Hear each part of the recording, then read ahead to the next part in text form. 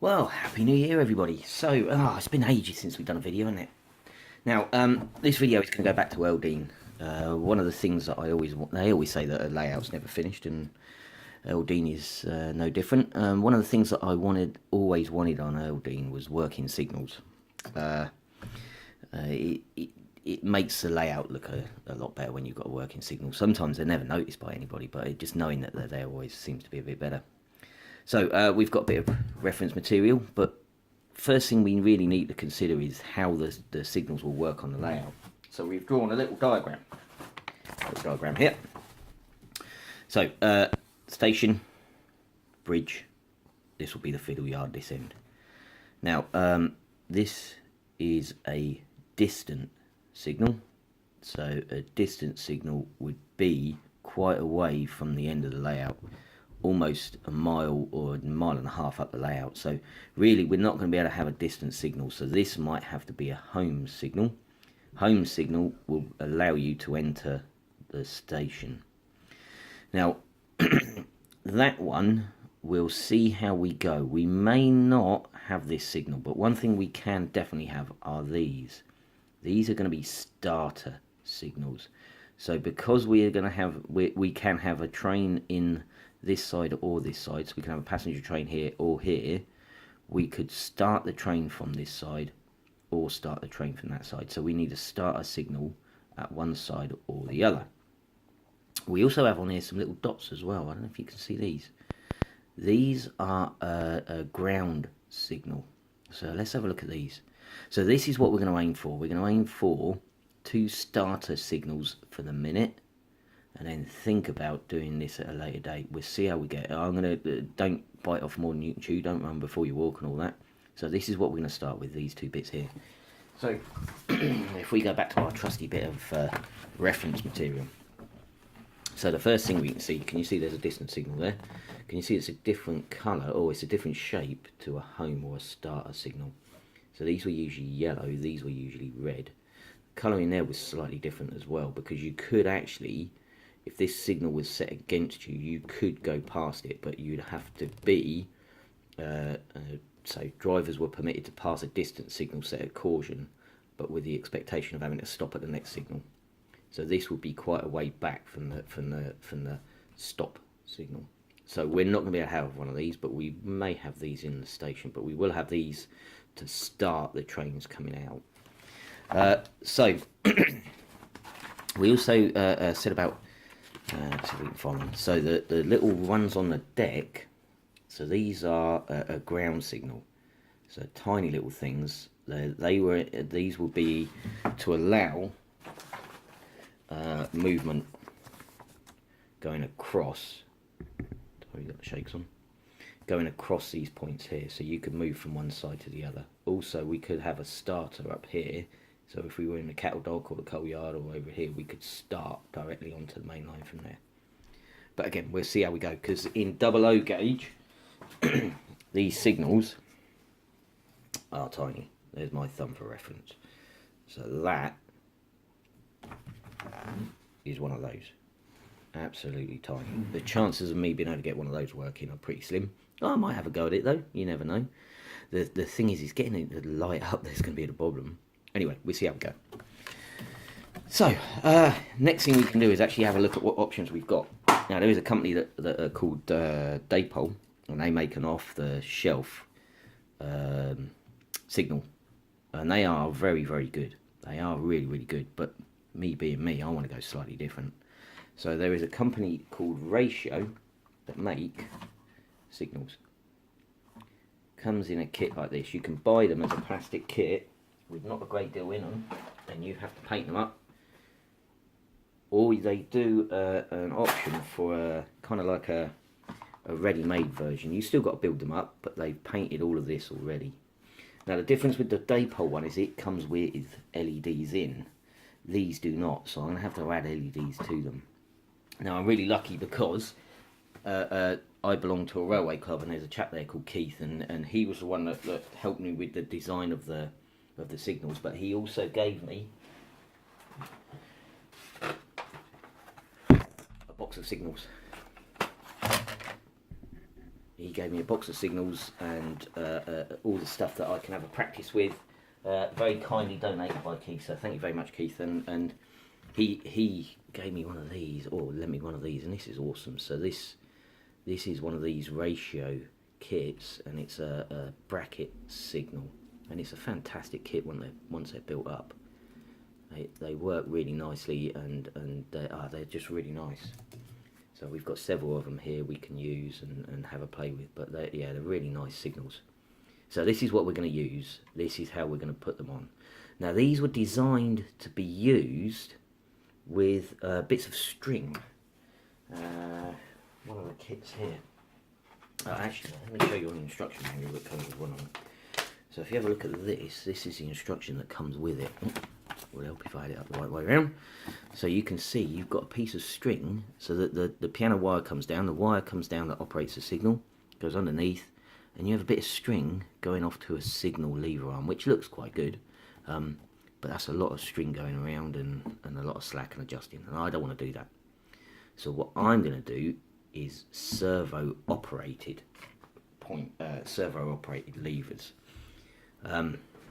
There's loads of videos out there on YouTube. If you want to have a look at a lever working, a signal working, they're actually quite interesting in the way they work, because you've got to imagine if this was a distant signal, this would be up to a mile away from the signal box, and the chap in the signal box, the signalman's pulling on a lever, and he's got to make all the rod and all the linkage go a long way till it gets to the signal.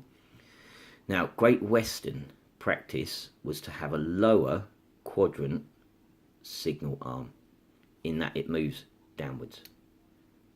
Other railway companies had ones that went upwards. So we have a lower quadrant on our layout. When the signalman pulled his lever, you would have a point where you'd take the slack up on the order mechanism. So when you see a signal being operated, and you'll have to forgive me trying to do this because it's quite hard. So what would happen is he would pull it, and then it would relax, and then he'd pull it on all the way. And then when you let go of the arm, because of the amount of because they had a weight on the bottom of them and all of the mechanism involved in it, when he'd let go, when the signal gets back up, it would bounce. It would have a little bounce. And this is what we're trying to replicate on the railway, on the model railway, because it looks really effective when you get it done. So what I'm going to show you now is how we're going to do it. So just forgive me, I'm just going to pause you and then we'll come back.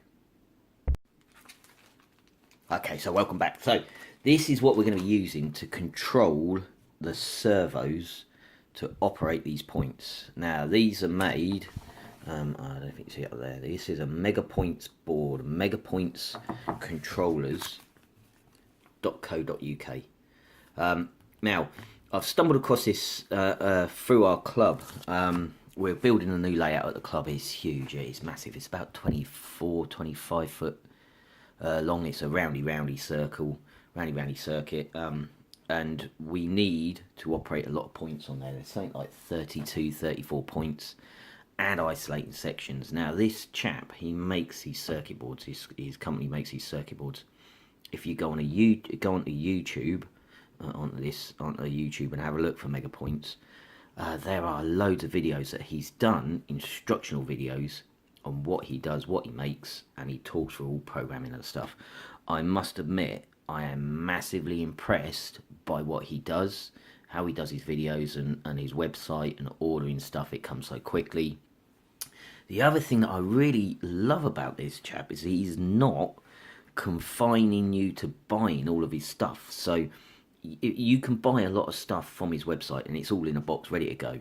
But he'll actively encourage you to tell you where to get switches and servos and relay boards from eBay and stuff like that. So I must admit, I am massively impressed by his company and the way he operates. And if he does get to see this video, thank you very much, Dave. Servos. He even tells you where to get your servos from. I mean, I've had these servos for years because I used to do a lot of radio controlled boats years and years ago, converting plastic kits. So these are quite a small servo. Now, because it's only operating a servo arm, it doesn't have to have a massive amount of torque. What it needs to be, though, is quite quite precise in its movement. So I've got these servos because I've had them lying around for years, and they're just easy to connect up. They've got the right connectors on them. I can try them. So we've got a switch, just a simple on and off switch. These connectors, you can get these off of eBay. Again, these are a DuPont connector. And they go onto servos. You can get them in singles and triples and doubles. So I've ordered up loads of them. Because I've already used this stuff on for the club layout, I kind of know what I'm ordering for myself, so I've just ordered up loads of switches. Because the switches have got no current going through them, they're only an operation. You don't even need a massively beefy switch. It's not taking a lot of current, it's just an on-off switch. So again, you can pick up packs of 10 switches off of eBay for like £2 or £3, and they don't have to be massively electrically they don't have to take a lot of current. So this is a board. We've got 12 volts DC in. Now he recommends a regulated power supply. That's what you can see up in the corner there. It doesn't matter which way it's connected. You've got a lot of switches down the bottom here. A lot of programming switches down the bottom here. Switches. This board has got 4 servo controllers on it. He does do a 12 servo controller as well. So just switch connected to there and the ground, and then obviously your servo connected to this. Now what I've done is I've already programmed this, and again, if you watch his videos, his instructional videos and his instruction manuals, they don't come with it, but the instruction manuals you can get off of his website, they're fantastic. They really are simple to use. Now what I've done is I've put my makeshift signal arm on here, and if you look at his videos, he does exactly the same thing, just so you can see it. And if you look at this, you can see the bounce and the pull of the signalman on the semaphore signal.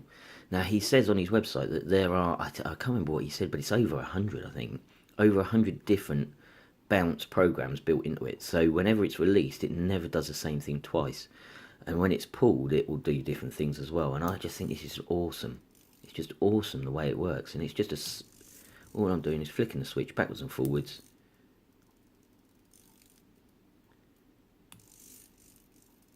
That's just fantastic. It's brilliant. There's different ways of programming it. So you can program it just to do a straightforward pull, or you can have bounce. So if you didn't want to use it like that, you could operate maybe a pair of crossing gates. I was thinking, because I've got 4 channels here, and if I only use 2 of them for semaphores, I might even use them to open up the engine shed doors or something like that. The possibilities of what you can do are endless. So what I've got to do now is make up some sort of rig so you can see this working. You can see how I'm going to connect this to one of these. Again, if you go on to Megapoint's controllers and have a look at his website, he's actually one of those dipole signals. He's actually taken one of those apart and he's adjusted it. He's changed it, altered it so it works with one of their signals, and it does look very impressive. But that's where we're going next. I've got plenty to try out. We've also got to add some LEDs into these as well, but I don't think that's going to be too much of a problem. I think the problem might be just hiding the wires down here or something. But yeah, so that's where we're going next. We're going to put this on, and I'm going to have a play around over the coming weeks and see what we can come up with. As you can see down the bottom, all you've got is just a wire coming down there that operates a signal. Just pull it backwards and forwards to operate the signal. The other thing I've got to do, and he shows you how to do this, obviously, to move that signal that far, if I hold it that way, you might be able to see it better. If you see, I'm only moving that maybe 5 mil either way, which isn't a massive amount. So obviously, if that's connected up to it, that NR's going to move it a long way, isn't it? And it doesn't need to be moved that way. So what you can actually do is, using his videos, his instructional videos, he shows you how to change the throw of the servo. Fantastic. It's almost like he's thought of everything when he's built these. I must admit, I'm really impressed with them. So what I've got to do next is work out some sort of rig. So what I'm going to do is make up a wooden block for this to go on, just so I can see how it works before I install it into the layout, because obviously once this goes on the layout, I've got to cut a big hole in the layout, so I don't really want to do that. I've got an exhibition for my layout coming up in March, which is in Basingstoke. It's a 2-day exhibition, and it's a really big exhibition. It's one of the top exhibitions in the south, and I've been lucky enough. I've been invited along there with earldean, so we're going to take it along. Hopefully, 2-day exhibition. May get some more bookings. So that's not until sort of beginning of March. So now we're out of Christmas. We can start cracking on with this. So over the coming weeks, I'm going to see how this goes, and hopefully we'll get some reports from it as well. Okay, so there we go. Yeah, that's going to look good when it's... Well, hopefully it's going to work quite well. Yeah, no, I quite like the idea of this. It's going to... fingers crossed it's going to go well. Okay, so see you soon.